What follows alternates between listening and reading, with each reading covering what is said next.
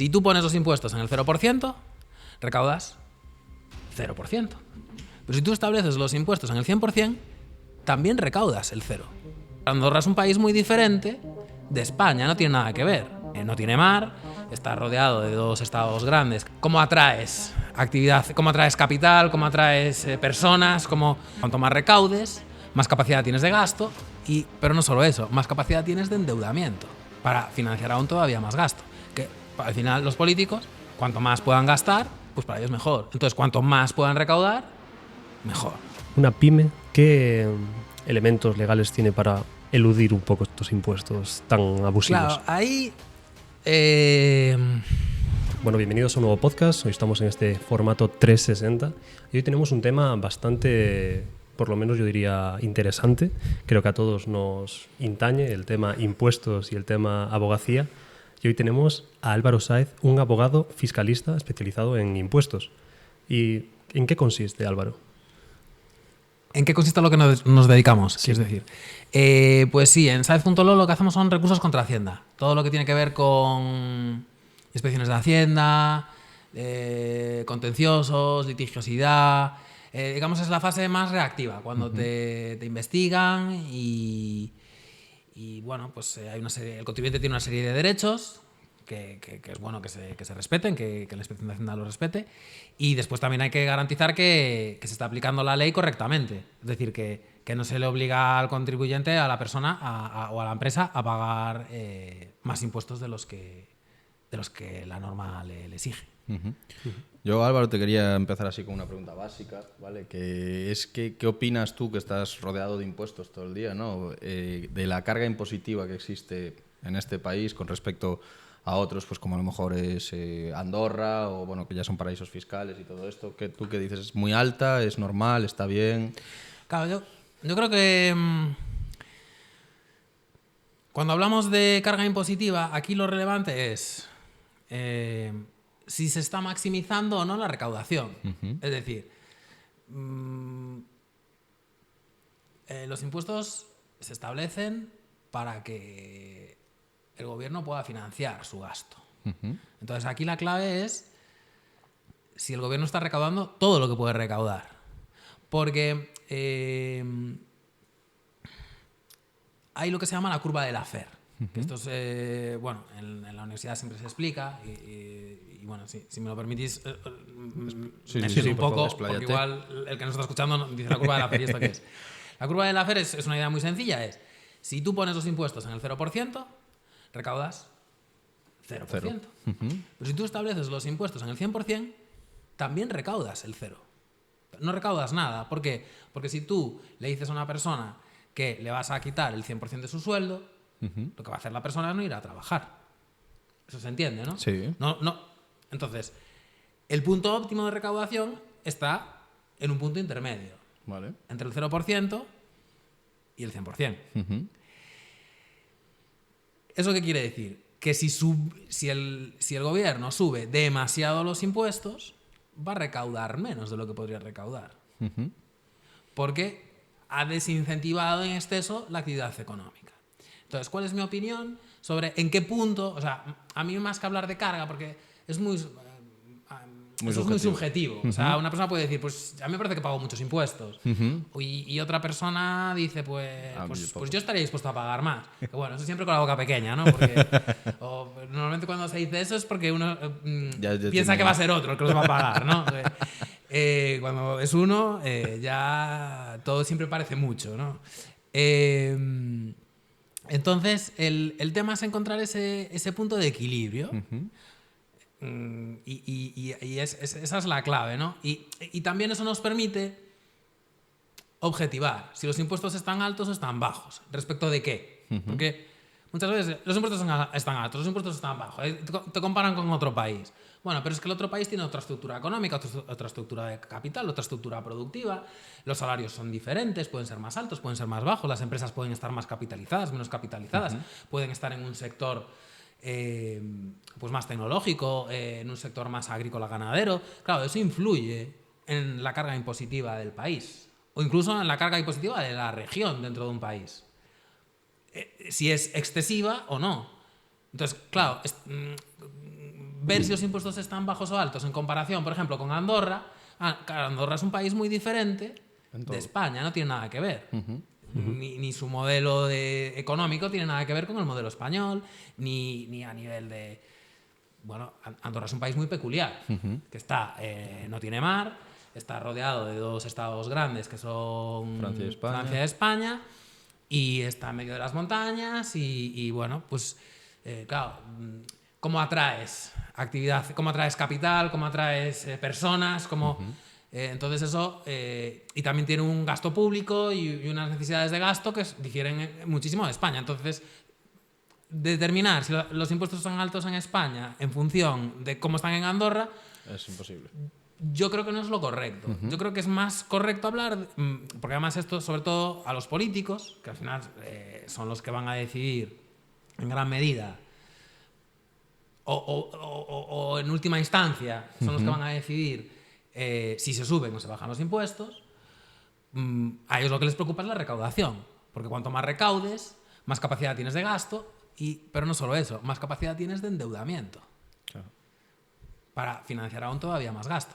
Que al final los políticos, cuanto más puedan gastar, mejor. Pues para ellos mejor. Entonces, cuanto más puedan recaudar, mejor. Y si además la gente está contenta, ¿no? Porque si ponemos unos impuestos excesivamente altos, la gente va a estar un poquito descontenta, ¿no? Vamos a pensar que va a estar menos contenta y les va a votar menos que si son muy altos, ¿no? Que si los bajan un poco. Y si además bajándolos un poco tú recaudas más, oye, yo creo que ahí sí que tenemos una vara de medir de si el impuesto está alto o bajo. Vale. Entonces, yo creo que ahí la clave está en entender cómo suben y bajan los impuestos. Porque yo creo que no lo llegamos a entender del todo, ¿vale? Y me explico. Nosotros nos centramos en si se suben o bajan los impuestos en función del BOE. En función de si cambian una norma. Ahora dice la Xunta, vamos a bajar el impuesto sobre sucesiones, ¿no?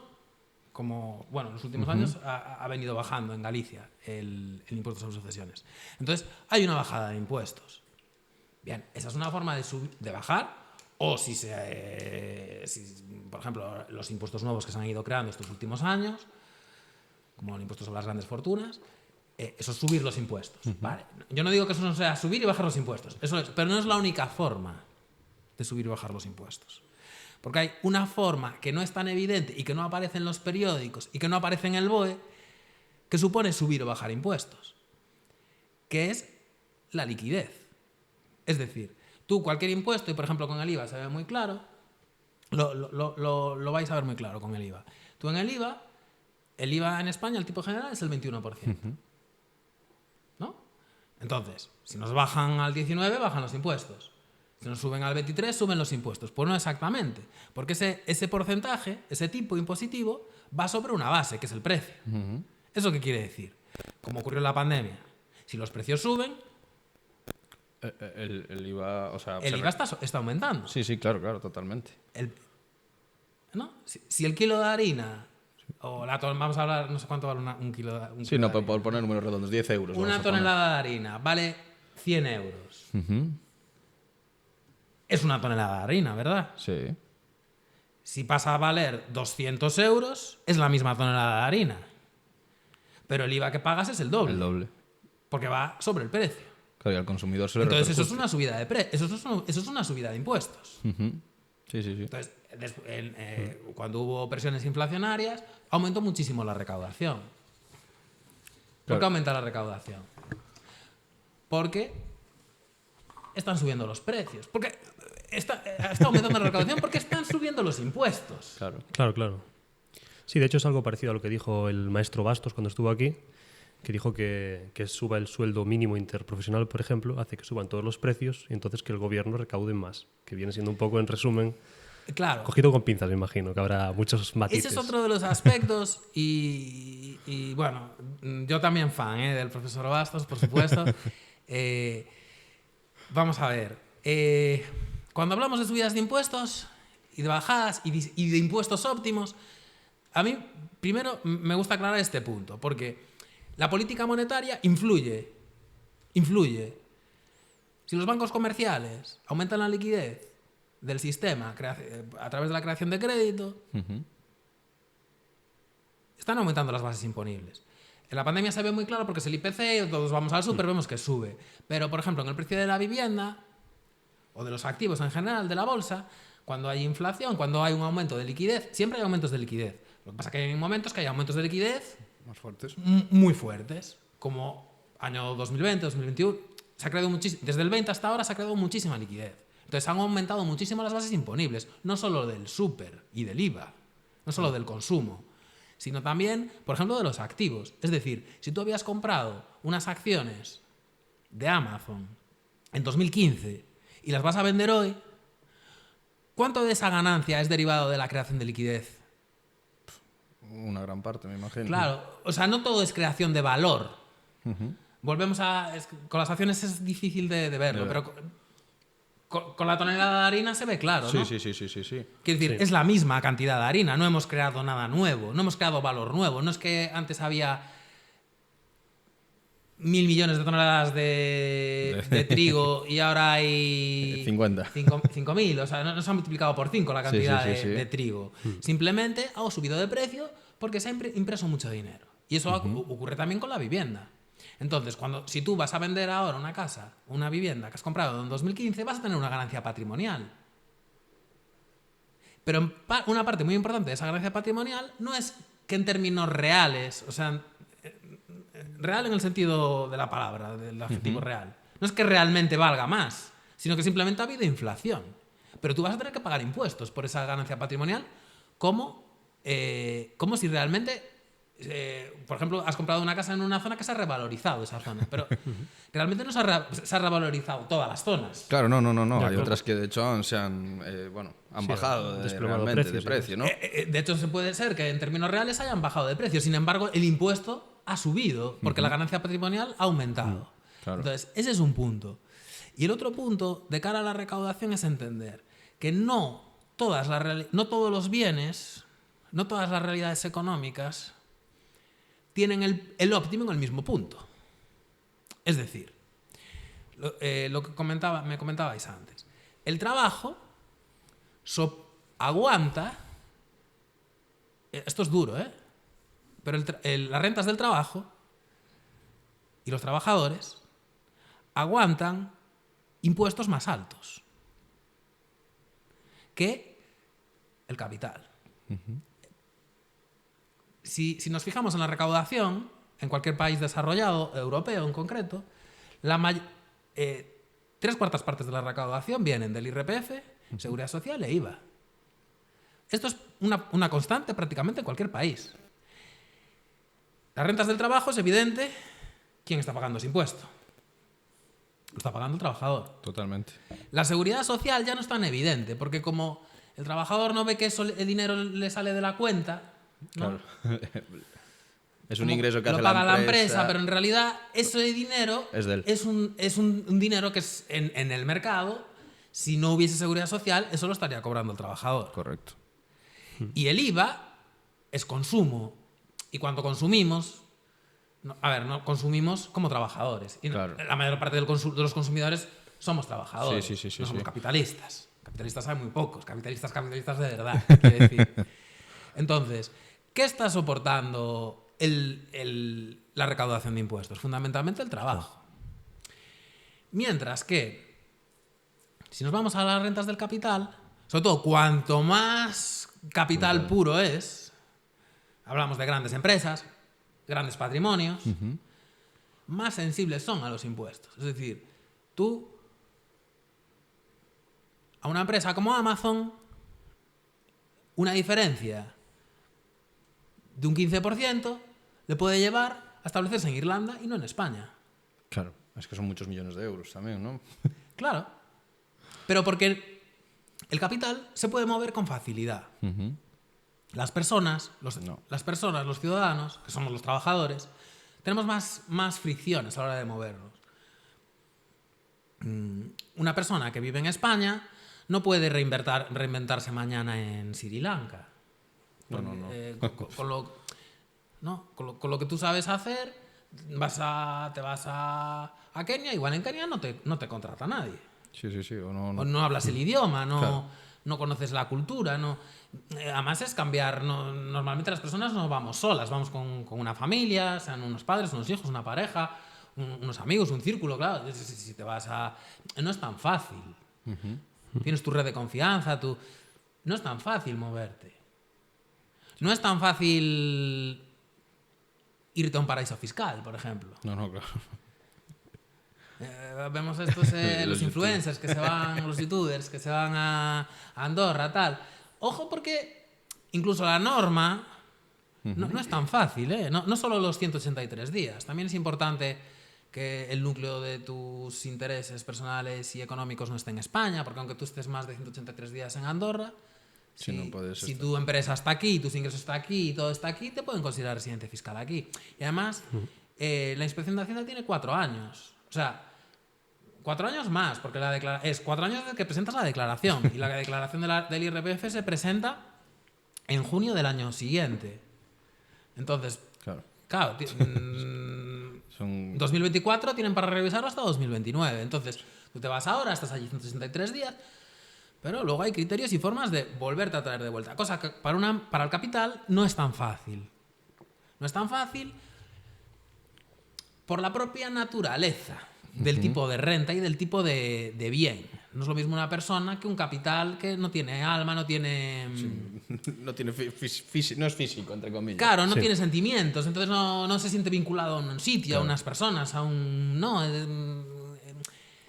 Tú le cortas la luz al capital, el capital no sufre. El capital puede estar días sin comer, quiero decir. Una persona no. La persona, ¿por qué el IVA es tan fácil de recaudar? Porque la persona tiene que ir a comprar al súper, sí o sí. Si necesita un abrigo, tiene que ir a comprarlo. Si le cuesta un 21% más, pues lo paga. Porque no va a pasar frío, no va a pasar hambre. ¿Nos entendemos? Entonces, el punto óptimo, cuando hablamos de carga tributaria y de maximizar la recaudación, tenemos que ver el tipo de renta, el tipo de activo. Porque seguramente el impuesto sobre sociedades, el óptimo, esté por debajo del 15%, que es el mínimo que se ha establecido, ¿vale? En el Pilar Chu, que es un porcentaje que se acordó un poco se estableció como un mínimo de impuestos sobre sociedades, pero en realidad es un máximo. O sea, lo que en estos últimos años se ha intentado es coordinar un poco los impuestos sobre sociedades globales en torno a un 15, pero ya Trump, por ejemplo, está diciendo que él quiere por debajo del 15 porque él ya se da cuenta que el óptimo es por debajo.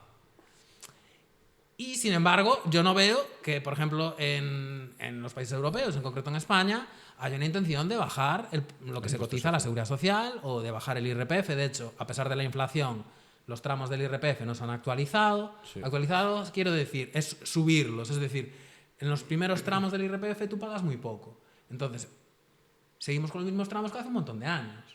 Pero claro, ahora los sueldos son mayores por el efecto inflacionario, no porque realmente la gente gane más. Sí. Entonces, lo lógico sería eso.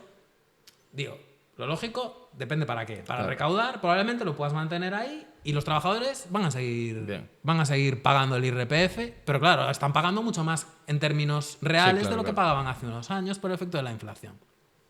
No veo que se estén bajando los impuestos al trabajo, ni que haya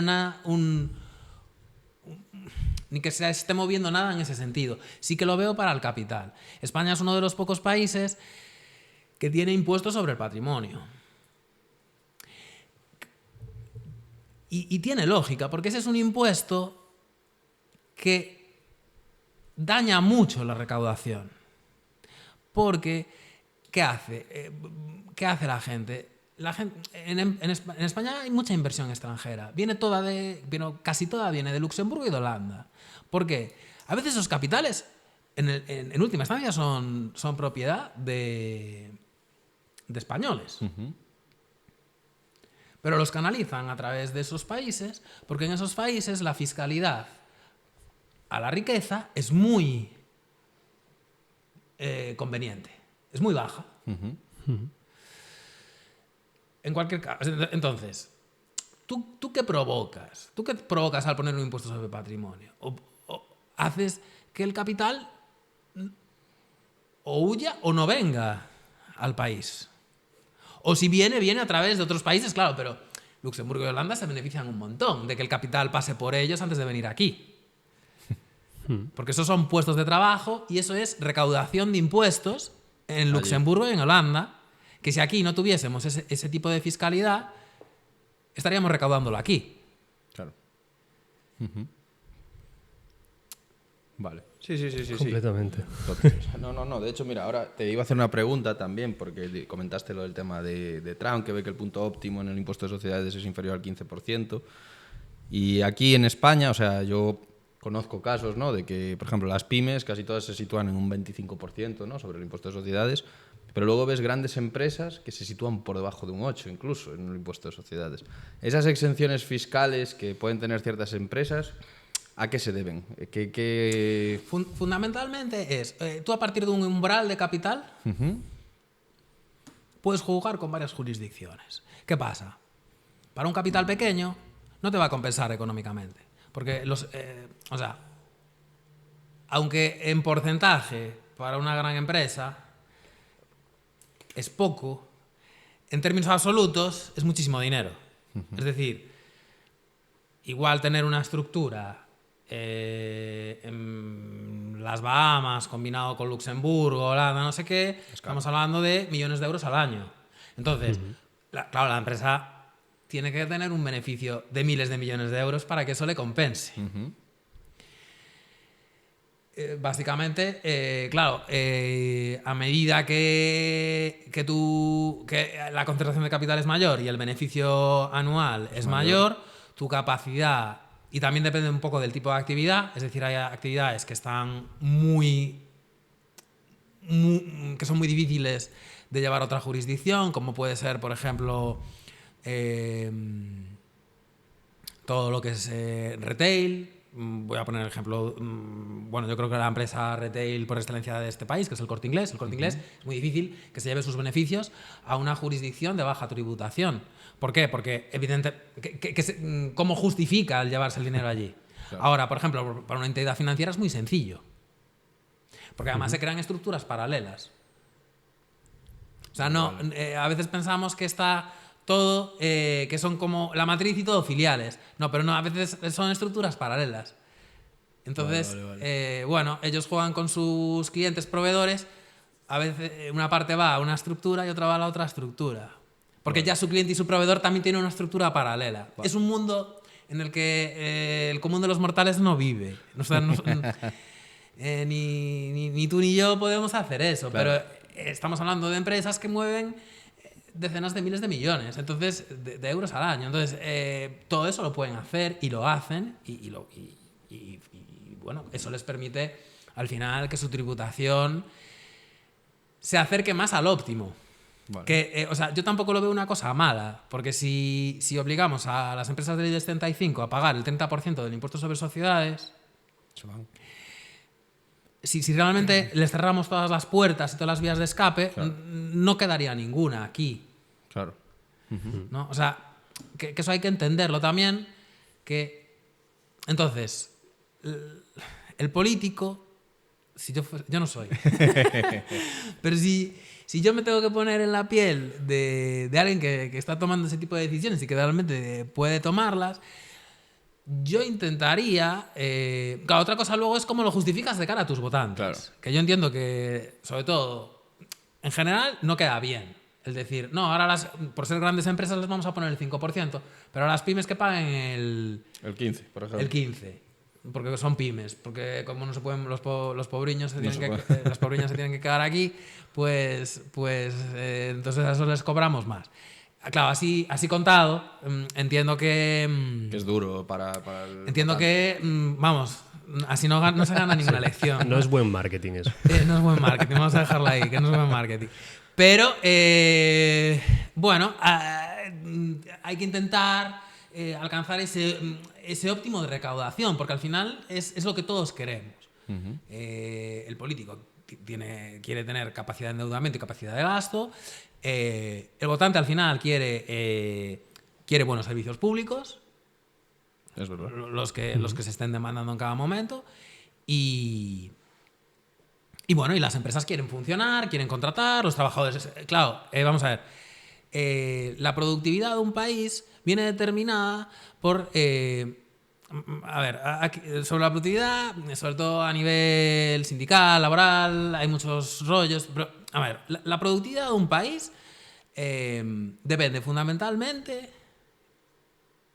Porque hay trabajadores, las personas son de una manera, son de otra, sí que hay sesgos culturales hasta un punto, pero al final yo no creo que los alemanes sean más productivos porque sean más ordenados o porque sean alemanes y tengan una cultura que, digamos, es más eficiente porque su cultura es más eficiente. Sí. Yo eso no me lo creo. Yo pienso que eso no funciona así. Simplemente Alemania tiene un mayor capital per cápita que España.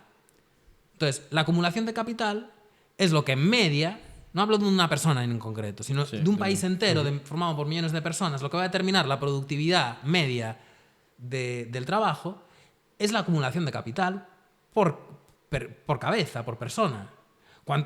Claro, si un país tiene acumulado, como tiene Estados Unidos, muchísimo, es el país que más capital tiene acumulado, claro, la productividad de sus trabajadores es alta.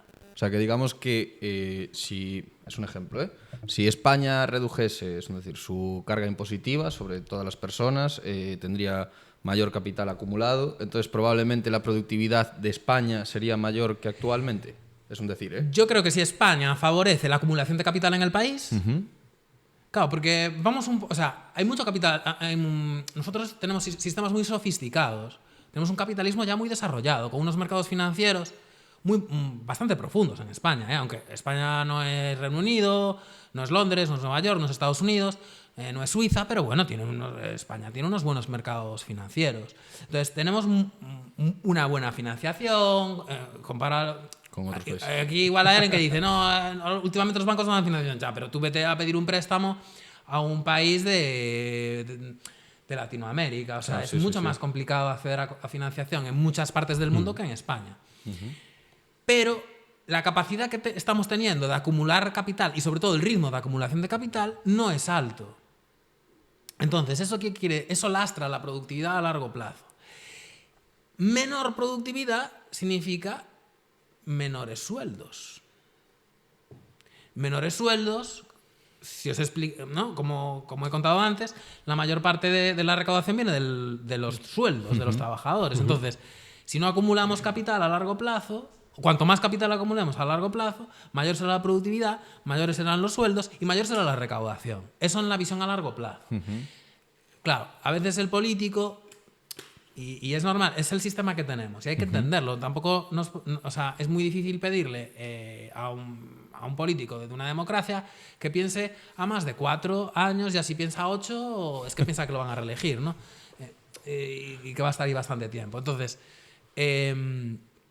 ellos piensan más a corto plazo, pero incluso a corto plazo es bueno que haya un aumento de la acumulación de capital per cápita. Porque también si entra mucha gente, si aumenta la población muy rápido y el capital lo aumenta más rápido que el número de personas que entran, por ejemplo, en España no es crecimiento por natalidad o por aumento de la esperanza de vida, ahora tenemos un crecimiento derivado de que entran personas. Y está bien, porque estamos ofreciendo, de momento, ofrecemos una mayor productividad, una situación mejor de acumulación de capital mejor que otros de los países que vienen esas personas, porque si no, se quedarían en su país. Claro. Vale. Sí. Pero si no conseguimos que el capital siga creciendo, eso va a llegar un momento que rompa. No es que rompa, es que se iguala. Claro, porque si aquí viene mucha gente y no aumenta el capital y en otro sitio se está yendo la gente y además el capital está aumentando más rápido que aquí, va a ser mejor. Se empieza a igualar y deja de venir la gente. Porque claro, hay que tener en cuenta que España en los últimos años el crecimiento viene derivado de un aumento de la población, derivado de la entrada de migrantes. ¿No? Entonces, claro, pero ya hay de países, por ejemplo, Rumanía antes estaba peor, ahora empieza a estar mejor. Entonces ya de Rumanía ya viene menos gente. Incluso gente que estaba, eso, bueno, yo lo he leído en prensa, que se están volviendo. ¿Por qué? Porque su país ya está mejor, tiene una mejor acumulación de capital. Entonces, a largo plazo, yo creo que es importante tratar bien al capital, aunque quizás yo lo entiendo que electoralmente pues no quede bien. No queda bien. Y esas políticas de ver a 4, 8 años máximo, ¿crees que favorecen o que es algo que impide el crecimiento del capital? Porque hay ejemplos como, por ejemplo, Singapur, que es una dictadura, si no me equivoco, que tiene impuestos muy bajos. De hecho, todo el mundo habla de Andorra, pero hay muchos que se van a Singapur y Portugal sí, bueno, también. Singapur es un país, yo creo que bueno, se dice, ¿no?, que es el país capitalista por excelencia, Sí, ¿no? y Es un país muy pequeñito también. Es una dictadura también. Eso no lo sé, el régimen político yo lo desconozco. Claro, entonces tiene una pista de acumulación del capital igual mucho más a largo plazo. Claro. Tiene un contra la acumulación de capital. Es decir, al que ya tiene acumulado capital, no le interesa que venga más capital. Claro, porque te puede destrozar. Porque es más competencia. Claro. Para el capital existente, nuevo capital es competencia. Entonces, hay que entender también que dependiendo de cómo de dinámica sea una sociedad, a veces son los propios capitalistas los que no quieren los que hacen porque no se siga acumulando capital. Porque no interesa, porque al final se pueden es más llegar. competencia. O sea, Bueno, les porque, interesa, porque muchas veces el ser humano es así, prefiere ser cabeza de ratón que cola de león, ¿no? Correcto, sí. Entonces, en países grandes, porque España no es un país, bueno, es un país mediano, pero en comparación con Singapur es un país muy grande, ¿vale?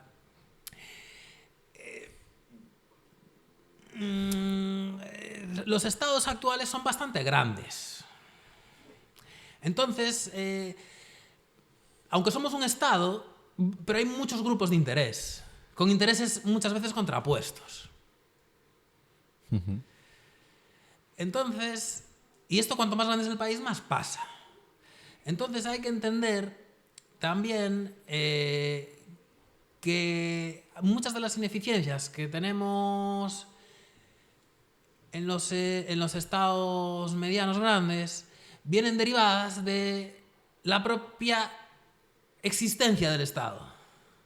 Por eso somos muy grandes. España es un país muy grande, muy diverso.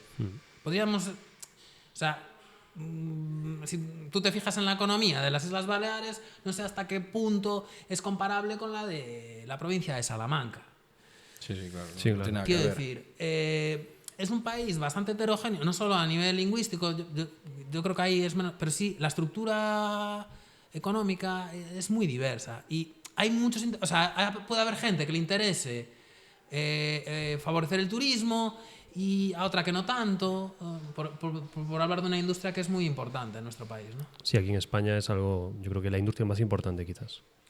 Claro, pero hay regiones de España que el turismo es inocuo prácticamente. Sí. O por lo menos el turismo extranjero. Puede ser que tengan turismo... Sí, más nacional. Se pone el mismo ejemplo, Extremadura, por ejemplo, que dicen que es una de las que menos se visita, con respecto a lo mejor a Andalucía o Baleares, como decías antes, que es sí, puro es un turismo. Poco, yo creo que es un poco como Estados Unidos pequeñito, que al final en Estados Unidos cada estado tiene una fiscalidad completamente diferente, leyes diferentes, y aquí es un poco a pequeña escala. Claro, entonces, cuando hablamos de impuestos, al final los impuestos son una especie de precio público, un precio que se pone, ¿no?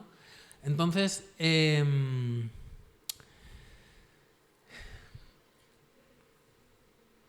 puede ser que un impuesto no sea óptimo para el Estado en su conjunto, pero que sí sea óptimo para una región en concreto, para un grupo de empresas en concreto, o, por ejemplo, esto yo creo que está estudiado, yo no soy académico, ¿vale? Yo leo mucho, intento leer mucho y informarme y tal.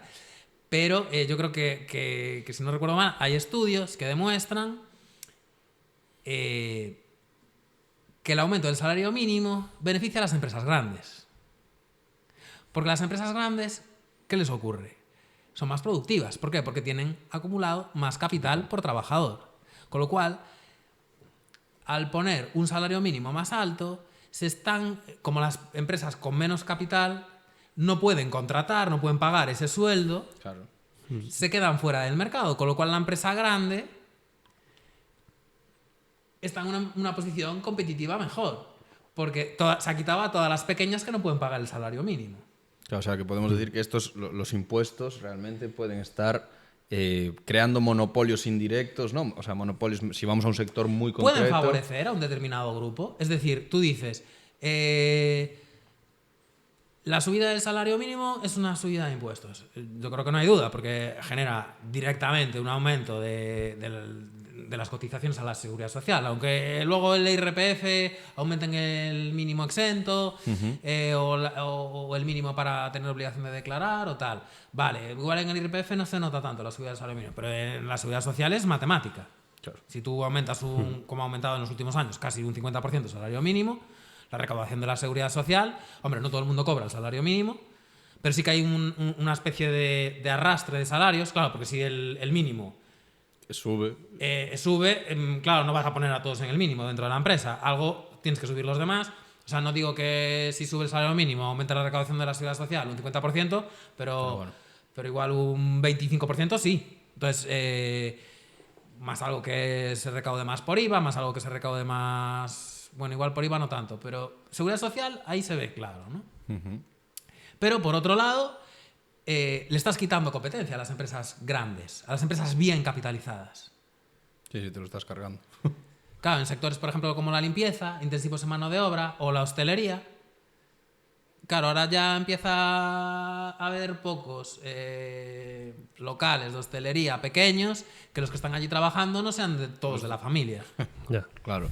Porque, claro, el sueldo les es... Sí, porque al final... Si van allí a trabajar todos, pues entre ellos, si son familia y se entienden y si hay que hacer más horas las hacen y tal, sí. Pero ya para, claro, un pequeño... negocio. Un pequeño bar, un pequeño restaurante de estos... un claro. furancho, tal, oye, pagar salario y los salarios mínimos igual es un coste que no pueden asumir. Sin embargo, una gran cadena del sector de la alimentación, como puede ser McDonald's, Burger King, Domino's Pizza, puede ofrecer ese servicio perfectamente. Y luego hay competidores directos, porque te puedes encontrar una empresa local que hace pizzas y que tiene que competir con Domino's Pizza. Claro, pero la acumulación de capital... Domino's Pizza cotiza en la bolsa de Nueva York. Quiere decir, eso es un monstruo. Sí. Entonces, la pizzería, la cadena de pizzerías locales que puede haber en Coruña, que puede haber en Pontevedra, no puede competir.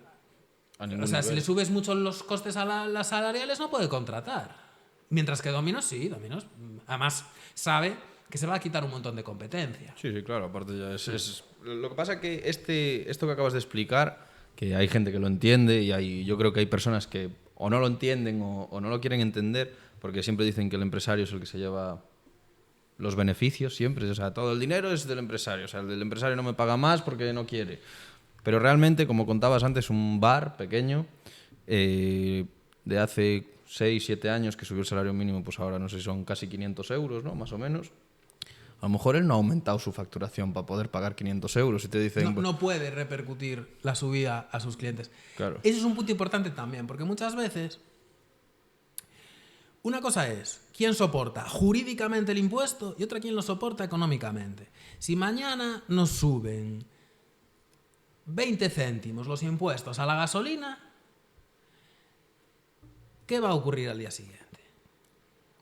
Pues que en las petroleras o las gasolineras van a subir 20 céntimos el impuesto y ya está, y se lo va a avisar el consumidor. ¿Quién realmente, económicamente, quién va a soportar? Muchos impuestos, todos los impuestos, esos impuestos, digamos, a sectores específicos. Sí. Vamos a meternos con los bancos. ¿Qué hacen los bancos? Les subes los impuestos, ellos aumentan el coste de la financiación. Correcto. ¿Qué hacen las eléctricas? Les subes los impuestos y ya aumentan el coste de la electricidad. Luego siempre, la agencia no me acuerdo ahora, que controle siempre hay ahora en todos los países hay una agencia que controla la competencia. Una agencia gubernamental que controla la competencia. Sí. No, va a estar encima para...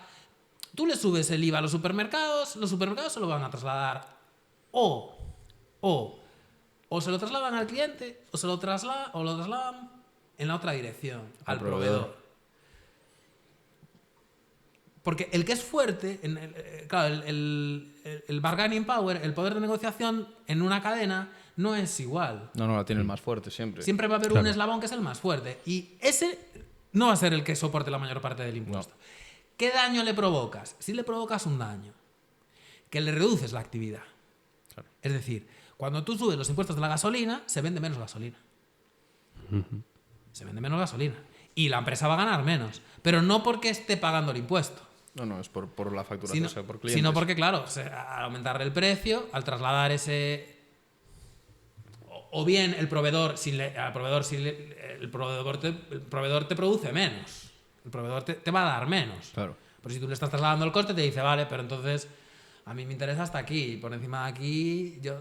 Claro, no. Aparte, bueno, es lo que comentabas. Yo no te hago más yogures, te puedo decir. Claro, es lo que comentabas, sí. ¿No? Un Domino's Pizza que cotiza en la bolsa de Nueva York, a su proveedor de masas, vamos por decir el de masas, va a llegar un punto en el que si a él le suben los impuestos, pues como decías, eso se lo repercute al cliente, que puede ser, pero si va al proveedor le va a decir, mira, o me bajas el precio de la masa de la pizza o nada, o me voy. ¿El precio de la harina o el precio del tomate frito o me voy? No. Y entonces el otro proveedor puede entrar en quiebra. Es una falacia que se escucha mucho, yo lo escuché esta semana, que están en elecciones en Portugal, que es, lo van a pagar los ricos. Pero lo que no entienden es que si tú le subes los impuestos, al final el consumidor final es quien se lo come. Y hablando de impuestos, para dejar este tema un poquito, por ejemplo, una pyme, que es una empresa más o menos pequeña, por así decir, ¿qué elementos legales tiene para un poco eludir un poco estos impuestos tan abusivos? Claro, ahí ¿cuál es el problema? A ver, primero la casuística, porque no hay dos pymes iguales. Y luego, si la hubiese, claro, si todo el mundo lo hace, esa vía se cierra. Sí. Totalmente, claro. Pasa un poco como con... A ver, aquí en Galicia hay una figura que es el pacto de mejora. Es un pacto sucesorio que el derecho civil ese en concreto, hay otros pactos sucesorios en otras comunidades autónomas, pero este es el gallego, ¿no? Hay el de apartación y de mejora. En fin, ¿qué te permiten? Hacer una transmisión mientras aún estás en vida que queda sujeto al impuesto sobre sucesiones. Entonces, lo que se interpretó, hay una polémica, ¿no?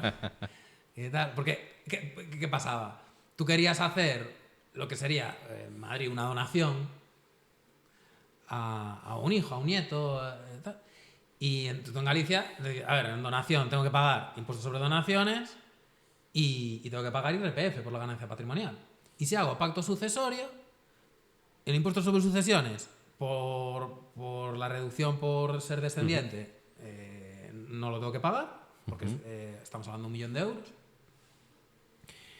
Y creo que actualmente es 1 millón de euros. Sí, es 1 millón. Me suena a mí. No sé, igual... Yo estoy casi seguro que es 1 millón. Bueno, fue cambiando. Eran 125.000 con una deducción, luego lo subieron a 400 y creo que al final está en 1 millón. O sea, yo sé que ahora me llegan muy pocos impuestos sobre sucesiones porque claro, normalmente es hacia descendientes y ahora en Galicia, pues, bueno, poca gente quiere de más de esos, ¿no? Y en IRPF había la duda si hay que pagar la ganancia patrimonial o no. Y el TSJ de Galicia concluyó que no, porque aunque yo lo hago estando vivo, es una transmisión mortis causa, porque es a cuenta de cuando me muera. Entonces no se pagaba IRPF. Entonces, ¿qué pasó? Que esto era un desmadre. Aquí ya, bueno, entonces, ¿qué hacía la gente? Yo quiero vender la casa del pueblo, la casa de la aldea. Pero la heredé de mis padres ya hace 20 años, le puse un valor muy bajo de impuestos sobre sucesiones y ahora me va a tocar pagar un montón en IRPF por la ganancia patrimonial. Entonces, ¿qué hago? Se la paso en pacto de mejora a mi hijo y la vende mi hijo. Pero ya actualizando el valor de adquisición al del impuesto sobre sucesiones, claro. O sea, al actual. Con lo cual, mi hijo no paga ganancia patrimonial. Pero como es mi hijo, y mi hijo es buen hijo, o buena hija, pues mi hija después, o sea, tu hija después te daba a ti el dinero. A ver, esto me lo diste para no que lo pases, bueno, pero el dinero es tuyo. Papá o mamá, ¿vale? Entonces, lo cortaron. ¿Cómo lo cortaron? Ahora tienes que esperar 5 años. O sea, tú puedes pasarle, sin pagar impuestos, a tu hijo la casa o la vivienda o las tierras o el inmueble que sea. Y no se va a pagar ningún impuesto. Sí se paga el local, la plusvalía municipal. Pero tu hijo, para no pagar impuestos cuando venda, tienes que esperar 5 años. O sea, tienes que esperar 5 años para vender, entiendo. Para vender sin pagar impuestos. Puede vender cuando quiera. Pero si vende antes de los 5 años... Va a pagar. Entonces, con las pymes, que es lo que me decíais, ¿no? O sea, ¿hay alguna cosa? Hombre, yo creo que un buen asesor fiscal te va a decir, oye, pues, reserva de nivelación, ¿no? Bueno, todos estos beneficios fiscales que hay en el impuesto sobre sociedades.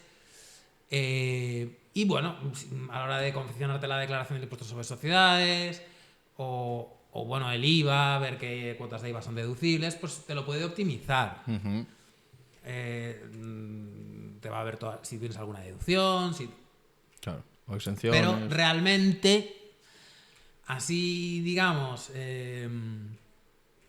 cosas evidentes y que se puedan hacer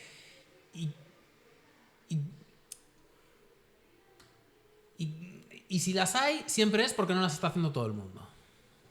O sea, este es el juego, ¿no? Claro, por ejemplo, con el FEAC, el régimen especial de fusiones y adquisiciones, se estaba usando mucho también. Ya lo estaba empezando a hacer todo el mundo. Claro, hace 20 años lo hacía muy poca gente. Lo de las fusiones y adquisiciones te permite, tú, por ejemplo, tienes una sociedad y ya la sociedad tiene mucho beneficio acumulado y quieres empezar a repartir dividendo. Pero claro, si repartes dividendo en el IRPF, hay que pagar al 19, 20 y tantos %, ¿no? Dependiendo de cuánto te recibas de dividendo. Entonces, pero además ese dividendo lo quieres usar para montar otra empresa. De otro tipo de inversión empresarial. Entonces, ¿qué hacen? ¿Qué se hacía? Y ahora yo creo que se va a hacer menos a partir de ahora. Aportas las participaciones tú lo tenías a tu nombre como socio de persona física, lo aportabas a una sociedad de nueva creación y te acogías al régimen especial. Y entonces, la sociedad, cuando reciba el dividendo, en España hay en teoría una exención total, que luego desde el año 2021 es solo del 95%, pero aún así la sociedad paga el 1,25%, dependiendo cuál sea el impuesto sobre sociedades, pero paga el 5%, o sea, no paga prácticamente nada, ¿no? O sea, cuando era el 25% del impuesto sobre sociedades, se pagaba el 1,25% de nada más, mientras que en IRPF, entonces, todo el mundo estaba haciendo aportaciones entonces, ya han salido criterios que, bueno, primero que sea aplicable el régimen, porque cada vez es más restrictivo. En Galicia, por ejemplo, claro, la presión de la inspección de Hacienda no es igual en todas las comunidades autónomas. Eso es así. Porque no en todas las comunidades autónomas hay el mismo número de inspectores por contribuyente. Exacto. Hay comunidades autónomas que hay muy pocos inspectores, o sea, igual hay muchos inspectores, pero en proporción al número de contribuyentes son pocos, con lo cual no se inspecciona a todo el mundo.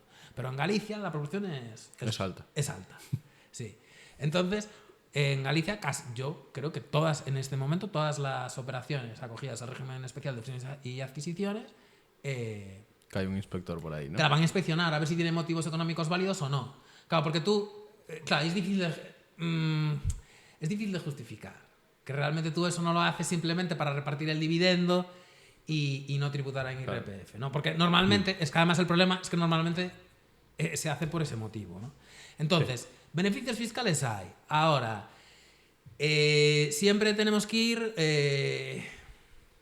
un paso por delante de los demás. Es un juego competitivo, es un juego de suma cero. Es decir, imaginaos que yo tuviese aquí una igual la tengo, pero y que yo la compartiese aquí, perdería toda esa eficacia.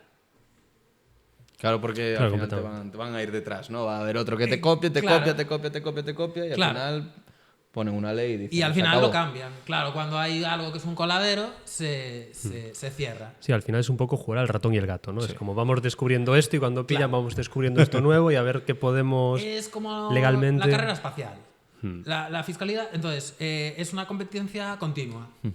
Tanto en vía de, digamos, más proactiva, más de planificación fiscal, que es lo que hacen las asesorías y las gestorías, como en la vía de contencioso, de litigios con la administración tributaria y tal. O sea, cosas que te sirven hoy o cosas que te van a servir dentro de un año, a lo mejor ya dentro de 10 no te sirven, ¿no? O sea, Exacto. es una competición. Es una competición, es muy competitivo. Es muy competitivo. Todo el tema de impuestos, los que nos dedicamos a esto sabemos que es muy, muy, muy competitivo. Es muy exigente. Es una competición intelectual, claro, no es una competición física, ¿no? Como podría ser el atletismo o el fútbol. Pero sí es muy, muy, muy competitivo. Nunca, o sea, no se trata tanto, porque además las empresas compiten entre sí. Entonces no se trata tanto de que tú te ahorres impuestos, sino de que tú te ahorres más impuestos que tu competencia. Claro, porque vas a tener más liquidez o lo que sea después. Y yo te voy a hacer una pregunta también, porque se escucha bastante el tema del holding, ¿no? Sí. El holding, alguien que quiera crear un holding, ¿por qué debe hacerlo? ¿O qué ventajas tiene? ¿Qué desventajas? Vale. Yo a día de hoy lo que le recomendaría a cualquier persona que quiera crear un holding es que lo cree el primer día que cree la empresa. Sí. ¿No se puedes explicar un poquito para todo el mundo qué es un holding, así de manera muy rápida? Bueno, holding, primero, legalmente no es nada un holding. O sea, Vale. quiero decir... tiene esa denominación, holding pero es otra simplemente es que en vez de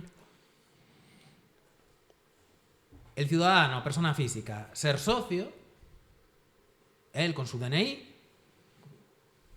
Álvaro Sáez, socio de una empresa.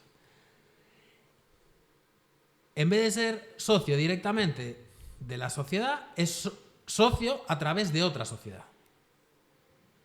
De forma que cuando esa sociedad reparta un dividendo, no lo reparte a la persona física, no a la persona real, lo reparte a la otra sociedad que está en el medio. ¿Y qué ventaja tiene eso? Que las sociedades de capital, las holding, por lo menos hasta ahora, en el mundo desarrollado, tienen una fiscalidad más ventajosa. Sobre todo porque hasta ahora quien utilizaba ese tipo de estructuras eran patrimonios o empresas con una gran acumulación de capital. Cada vez hay más gente que se entera de este mecanismo, ¿no? Claro, porque realmente es muy sencillo. ¿Qué pasa? Tiene un coste que tú tienes que tener mínimo 2 sociedades. Claro, la matriz y la derivada, ¿no? La matriz y la filial. Entonces tienes que llevar el mantenimiento. Es a pequeña escala lo mismo que ocurre con las jurisdicciones de baja tributación. A mí no me gusta llamarles paraísos fiscales. Primero porque es una traducción, una mala traducción del inglés. Porque en inglés, la traducción correcta del inglés sería refugio fiscal. Porque paraíso parece que aquello es increíble. No, pero en realidad... Hacer impuestos un poco, parece claro, la sensación. pero si uno coge la palabra literal en inglés, en realidad significa refugio. Es un sitio donde tú te puedes guarecer, proteger. Es un sitio para protegerte, ¿vale? Pero sí que es cierto que hay sitios que tienen muy baja tributación. Eso es una estrategia fiscal accesible a empresas muy grandes o patrimonios muy, muy grandes. La creación de una holding tampoco es accesible a todo el mundo. Porque una sociedad, yo creo que en España, más o menos en este momento, una sociedad entre gastos de registro mercantil, asesoría, tal, deben de ser alrededor de unos 5.000 euros al año mínimo. Sí.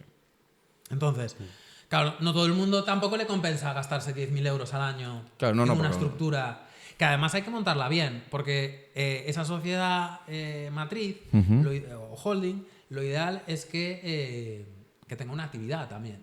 Claro. Que no esté solo para cobrar los dividendos. Claro, por si no te pueden... Claro, porque no solo cuando cobras los dividendos, también es si tú vendes la empresa, también la tributación es muchísimo menor. Claro. Entonces, este tipo, lo que hace la gente es, cuando ven que van a vender la empresa, por ejemplo, porque se van a jubilar, o que quieren repartir dividendo, como os dije antes, entonces crean la holding, se acogen al régimen especial de fusiones y adquisiciones, y pero ahí ya vas... encima, muy encima. Claro, muy encima. Entonces, claro, también me dices, no, es que al principio yo empecé muy pequeño. Bueno, puede ser que hayas empezado muy pequeño, pero en cuanto cojas un poco de volumen, utiliza la primera sociedad para crear una filial. De forma que el desarrollo de nuevas áreas de negocio o nuevos negocios los haces a través de la filial, no a través de la primera, que era la matriz. O sea, tú también puedes crear la holding. Yo creo que es... ¿Qué pasa? Esto no lo puedes hacer tan rápido, pero es que realmente el régimen especial de fusiones y adquisiciones no está pensado para hacer hoy la aportación no dineraria y mañana vender la empresa. Eso no, porque ahí vas a tener un montón de problemas. Te van a discutir, o sea, eso si lo haces, que no tendría que ser, yo dejaría pasar por lo menos 5, 6, 7 años. O sea, claro, pero si ya te exige una planificación a 7, 8 años, ¿viste? Claro. Cuando tú, por ejemplo, si quieres vender o quieres recibir un dividendo, lo quieres recibir ya. Entonces yo creo que lo ideal es con montarlo. las nuevas interpretaciones que ha hecho el Tribunal Económico Administrativo Central, esto hay que empezar a hacerlo mucho antes de lo que se hacía hasta ahora. O sea, la holding sí, yo creo que sigue siendo un instrumento válido. Dudo que se cuestione. Creo que además ese 5% que nos han quitado en 2021, creo que es más que probable que lo volvamos a recuperar. O sea, una exención 100% de dividendos, una exención 100% de plusvalías derivadas de la transmisión de participaciones en otras entidades por parte de una sociedad holding. Pero lo que yo no recomiendo a la gente es que lo siga haciendo con tanta prisa. Claro, porque tú ahí, por ejemplo, tú dices, hay que montarla al principio. O sea, si puedes, al principio. No, cuanto antes, por así decirlo. A ver,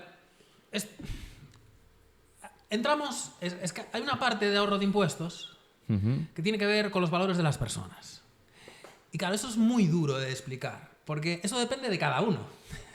Es decir, los valores determinan los hábitos y cada uno tiene los suyos. Entonces,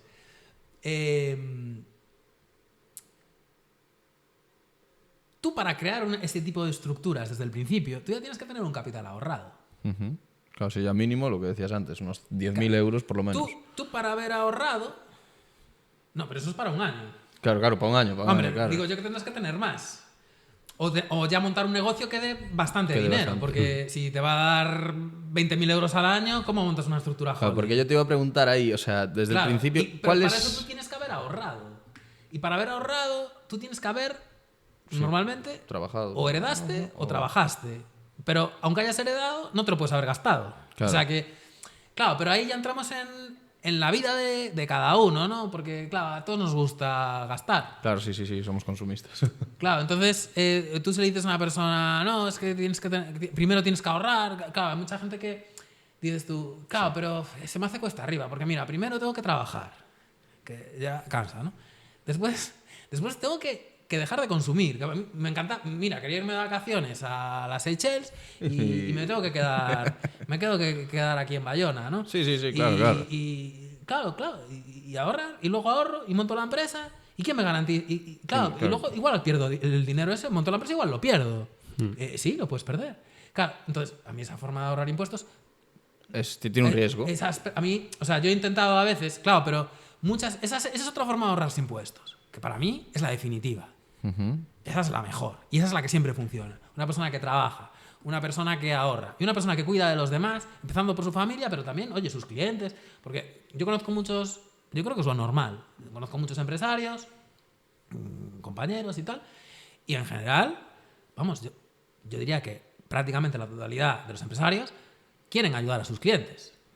Totalmente. Para eso es el fin, ¿no? Realmente. Quieres dar el mejor producto posible, el mejor servicio posible, el mejor precio. El mejor precio posible y todo lo mejor para tu cliente. Y eso es ayudar a los demás. Que te están pagando porque parece que si te pagan parece que ya no estás ayudando. Pero no, perdona. Me están comprando a mí porque yo le estoy ofreciendo lo mejor. Correcto. Aunque sea solo a nivel de confianza, le doy una confianza, un tal, que otro igual le da el mismo precio, el mismo producto, pero no le da la confianza que yo le doy. Entonces, pero eso vale dinero, el darle confianza a otra persona. Le estás dando un valor. Entonces, claro, pero todo eso, eso entra en los valores de la persona, en los hábitos de la persona y ese tipo. Mi experiencia con otras personas que les he intentado ayudar en ese sentido, que yo creo que es muy interesante y creo que ahí, con un buen conocimiento de las normas, ¿no? Una buena asesoría que te haga bien las declaraciones, que eso es muy importante, y bien la contabilidad, que eso es muy importante, y unos buenos hábitos, esos hábitos, eso es como la palanca, ¿no? O sea, si tú tienes unos buenos hábitos de trabajo, ahorro y ayuda a los demás, tu capacidad de ahorro de impuestos es brutal. ¿Qué pasa? Que lo malo de eso es que depende de ti. Claro. No de mí. Claro. Pero yo, por ejemplo, yo te digo, tú imagínate que yo tengo una sociedad A que al año pues obtengo unos beneficios de 60.000 euros, vamos a poner. Ahí nos compensaría montar un holding, o cuál es el umbral de beneficios en el que nos compensaría poder crear un holding. ¿Existe? En mi opinión, no es tanto lo que ganas como lo que tú crees que vas a llegar a ganar. Vale. Es decir, si tú crees que vas a crear una startup que el día de mañana va a valer 10 millones de euros o 2 millones de euros, que ya es un dinero, crea una estructura holding. Ya desde el principio. Yo he visto también empresarios muy jóvenes, como vosotros, de montar la empresa aquí en Galicia, además, en el sector tecnológico, súper jóvenes, una empresa de la nada, y esa empresa alcanzaron una valoración de 2 millones de euros en 4 o 5 años. Claro. Y claro, viene otro, que cuando las empresas tienen éxito y son pequeñas, es muy fácil que venga otra más grande, ya más establecida, igual menos sexy, menos eficiente o que le falta algo que tú no tienes, que la empresa nueva tiene y te compra. Claro, pero ahí como no has creado la holding, tienes que pagar en el IRPF. Claro. Entonces, yo creo que no hay un umbral. Es decir, vale, no es un umbral. ¿Qué expectativas tienes tú? ¿Para qué estás montando el negocio? ¿Para ganar 50.000 euros al año toda la vida? Entonces nada. Ahora, si tú realmente tienes esa ambición de crear un proyecto que aporte mucho valor, ahora estamos viendo que con la IA, con empresas muy pequeñitas, con muy pocos trabajadores, con muy poco capital de inicio, están alcanzando valoraciones muy grandes en muy poco tiempo. Si tú estás jugando a eso, empieza ya con la holding. Vale. Es que claro, porque en cuanto a ventajas, aparte de, en una posible venta, creo que también hay ventajas a la hora de heredar, ¿no? Esa holding, los hijos del empresario también tienen... No, eso es igual. ¿No? Eso es igual. De hecho, hay dificultades. Hay dificultades. Sí, porque tienes que cumplir los requisitos de la exención del artículo 4.8 del impuesto sobre patrimonio, que es bastante exigente. Vale. Es un triple requisito: actividad, retribución de la dirección, que tiene que estar en la familia, y hay que tener una participación mínima. Vale. O sea que realmente para heredar no compensa la estructura holding. ¿Es mejor una SL o estamos en el mismo caso? Estás en el mismo caso, porque en realidad es que la holding es una SL, puede ser una SL o una SA. Es una sociedad igual que la otra. Lo que pasa que en la holding, para el impuesto de sucesiones, tienes que cumplir los requisitos o tienes que valorar si se cumplen los requisitos en las dos sociedades. Vale, y vamos a hacer la última pregunta, que no sé si tú quieres hacer alguna más para esto. No, de hecho diría de ir casi cortando porque llevamos ya más de una hora. Vale, pues hago la última, sí, ¿vale? Sí. Vamos a tener más charlas, yo por lo menos seguro, Álvaro, que a mí me aparte, encanta. súper interesante. Yo te voy a preguntar, vamos a suponer que yo tengo una empresa, ¿vale? SL, vamos a poner una SL. Sí. Y tengo, pues yo qué sé, 3 hijos. Mis 3 hijos aún no trabajan conmigo, por ejemplo. ¿Cómo puedo hacer para que, imagínate, uno de mis hijos o cualquier hijo que tenga, un sobrino o lo que sea, herede mi empresa sin tener que pagar cantidades fuertes, porque por lo que tengo entendido son bastante fuertes a la hora de heredar? Mira, yo creo que así, cosas básicas. Que el hijo que vaya a heredar, que trabaje en la empresa, que cobre un sueldo de la empresa. Vale, eso es importante. Sí. Y si puede acceder al órgano de administración, mejor. ¿Con compra de participaciones, por ejemplo? No, por ejemplo, pues que haya administradores solidarios o mancomunados. De eso depende de la confianza que también tenga el padre en el hijo. O un consejo de administración y que sea vocal. El consejo de administración tiene que tener tres mínimo. Hay muchos consejos de administración que son los padres y el hijo. Vale. Ya son 3.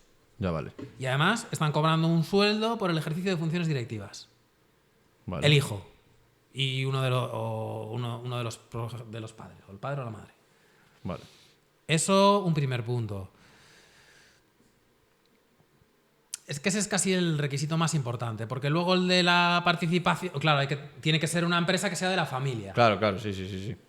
Pues si el 90% es de un socio capitalista externo, pues ahí es difícil acceder a la reducción del impuesto sobre sucesiones. Lo más importante es eso, la retribución, estar en los órganos de administración, cobrar por funciones directivas. Es bueno los dos, porque luego ahí siempre hay mucho lío de no, pero en realidad no era directivo, porque tal, porque igual. Bueno, pero si está en el órgano de administración, queda claro, pero si está en el órgano de administración luego se discute.